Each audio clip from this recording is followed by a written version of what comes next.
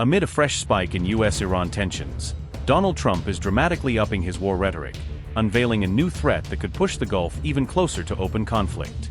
Trump is vowing to hit Iran, in his words, very hard tonight, as capitals across the Gulf region hold their breath and brace for what could be a major American escalation.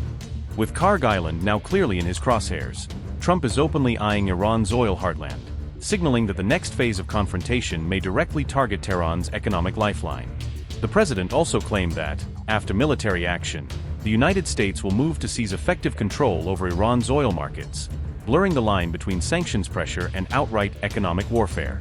As cracks appear in the already fragile ceasefire, Trump is responding not with restraint but with threats of even bigger strikes, raising questions over how long the current lull can really last. Trump said, and I quote, "The United States will be hitting Iran, whose Navy, Air Force, radar, anti-aircraft, and all other forms of defense, together with most of its offensive capability, are gone.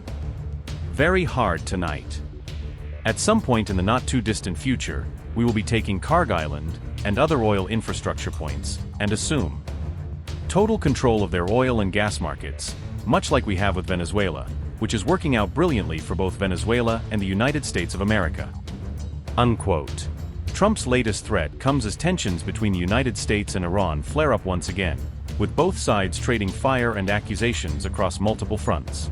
Iran has branded the ceasefire meaningless, pointing to a barrage of 49 U.S. Tomahawk missiles fired overnight on June 10 as proof that Washington is still very much on a war footing. Bahrain and Kuwait have also come under fire as Iran retaliates across the Gulf, widening the battlefield and dragging more American allies directly into the line of fire.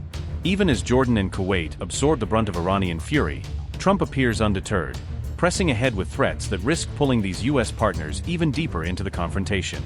Increasingly, it is America's Arab allies who are bearing the brunt of Trump's war plans, with their territory and skies turning into the main arena for Iranian retaliation. Kuwait says its air defenses have shot down 24 Iranian drones in just 48 hours, underlining the sheer intensity of the attacks it has been forced to repel. Jordan, meanwhile, claims it has destroyed 20 incoming Iranian missiles with no casualties reported, a rare piece of good news amid a rapidly escalating exchange. At the same time, Iran's Revolutionary Guard admits it has fired 12 ballistic missiles at the Al-Azraq airbase for a second consecutive night, signaling that the strikes are no one-off warning.